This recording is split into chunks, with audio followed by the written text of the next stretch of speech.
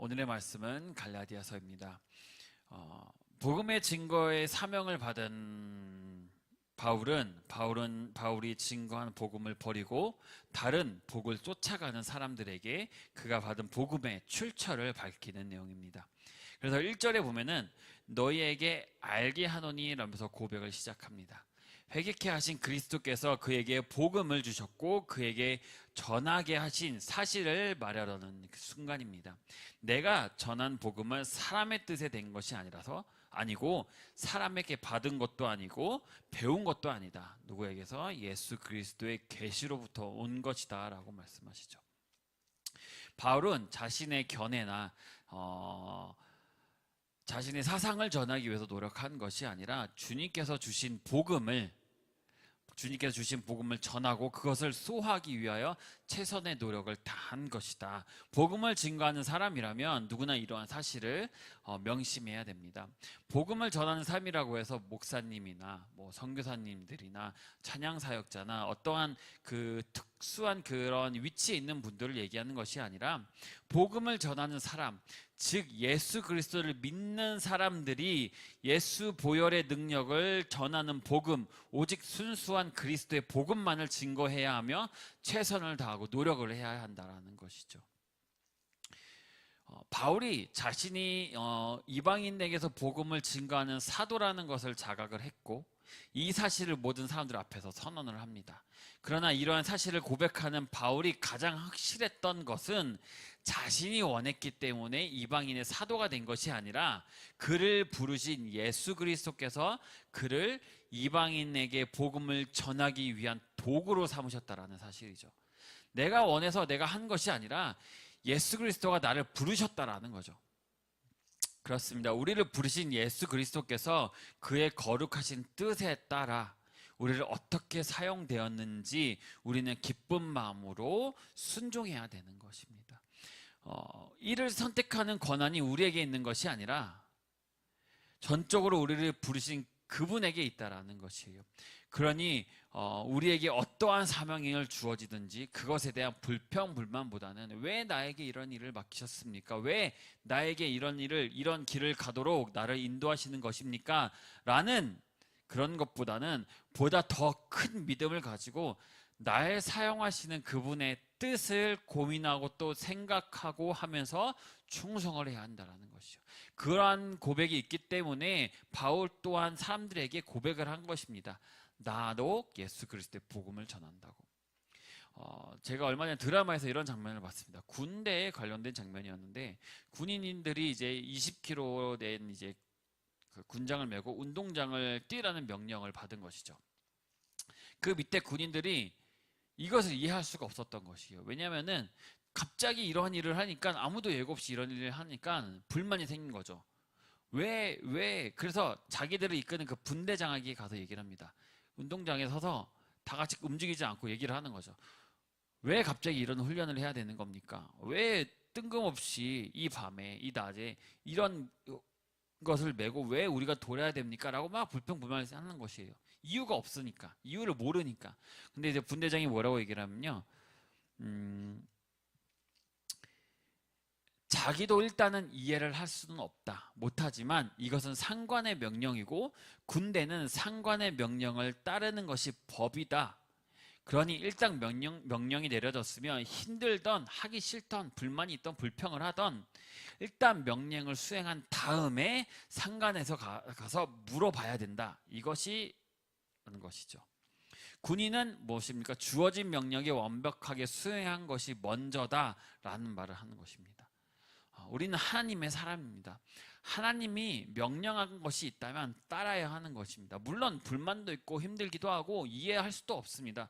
너무나도 힘든 길이고 고난의 길을 가야 되는 것이 이해가 안 되고 왜 내가 이것을 가야 하는지 알 수가 없죠.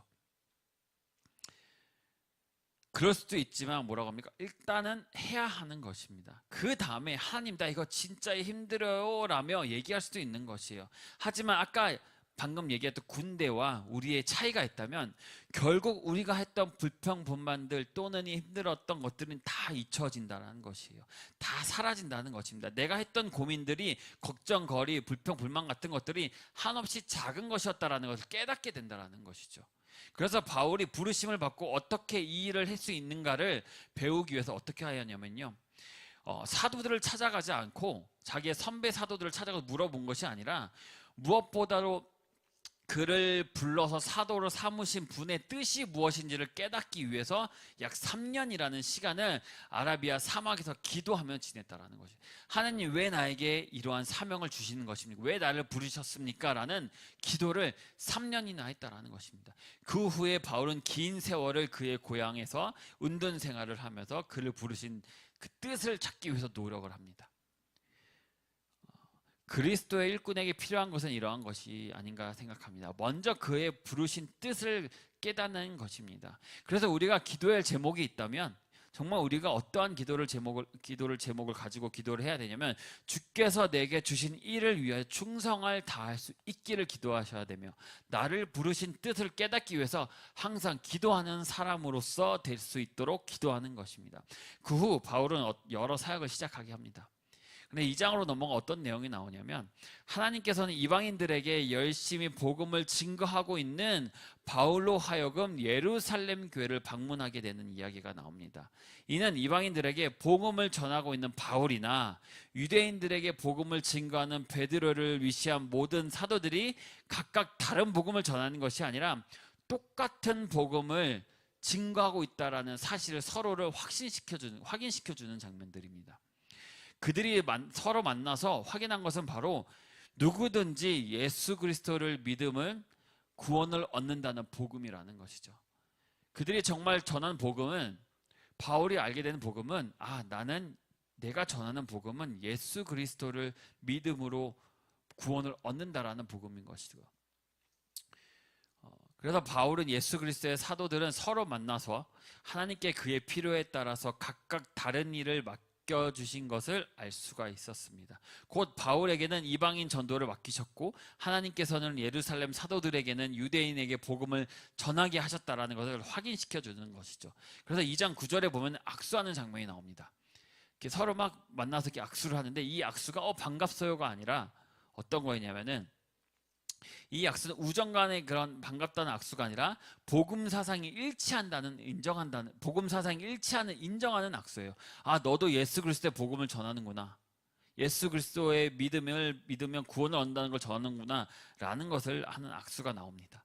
그래서 이들은 더욱 각자에게 맡겨주실 일뿐만이 아니라 다른 사람들에게 맡긴 일들이 존귀하다라는 것을 깨달아요. 그러니까 내가 하는 일만이 하나님이 주신 일로 귀한 것이 아니라 예수 그리스도를 믿음으로 말미암아 구원을 얻었다라는 복음을 전하는 모든 사람들의 사역이 다 존귀하다라는 것이죠. 그리고 이방 교회의 그리스도인들이 가난한 예루살렘의 성도들을 돕기로 작정하였다라고 나옵니다.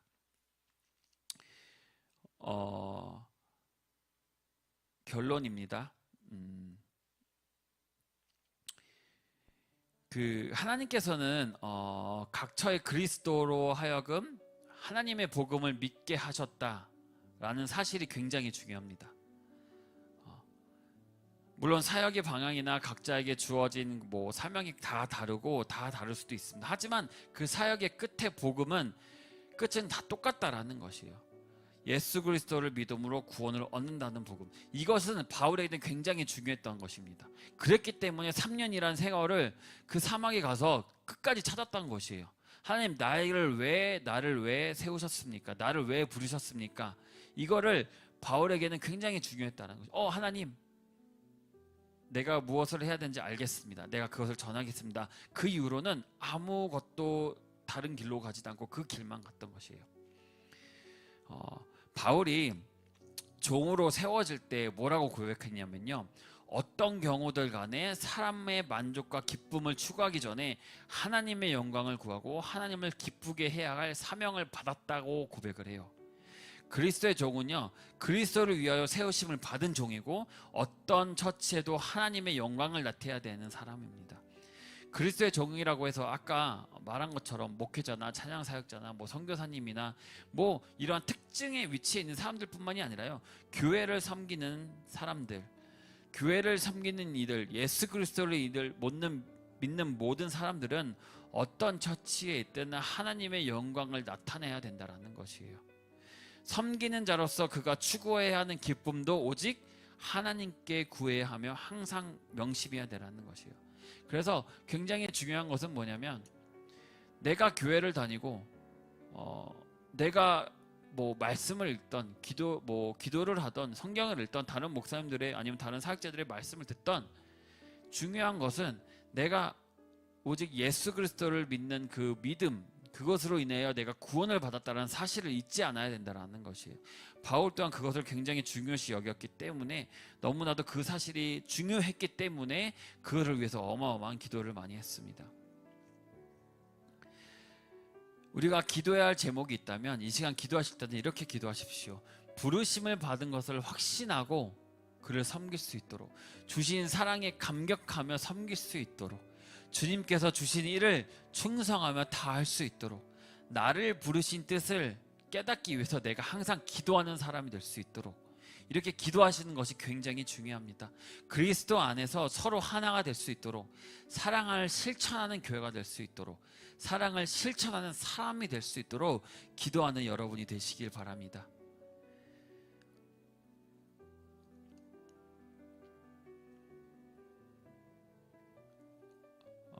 이 시간 기도하시겠습니다. 기도하시면서 내가 정말 하나님의 사람이 되고 하나님의 길을, 하나님이 주신 그 사명을 걸어가는 사람이 되기 위해서 내가 정말 내가 하나님만 믿습니다, 하나님의 예수 그리스도를 믿는 믿음만이 나에게 구원입니다라는 사실이 더욱더 내 마음속에 오고, 내가 그것을 믿고 더 큰 복음을 전할 수 있는 사람이 될 수 있도록 기도하시는 여러분 되시길 바랍니다. 내 신앙의 깊이가, 신앙의 진실함이 날마다 채워지고 날마다 성장하는 믿음으로 주님의 일을 할 수 있도록, 언제나 믿음으로 내가 하나님 앞에 길을 걸어갈 수 있도록 기도하시기를 바랍니다. 우리 주여 한번 외치고 기도하시겠습니다. 주여, 이제는 우리 주 예수 그리스도의 은혜와 하나님 아버지의 거룩하신 사랑과 살아계시고 지금도 함께 하시고 사명을 감당할 수 있도록 성령의 기름 부으심으로 인도하시는 성령님의 그 크신 은혜와 사랑이 우리 모든 교회와 성도와 축복 위에 지금부터 영원토록 함께 있을지어다. 아멘.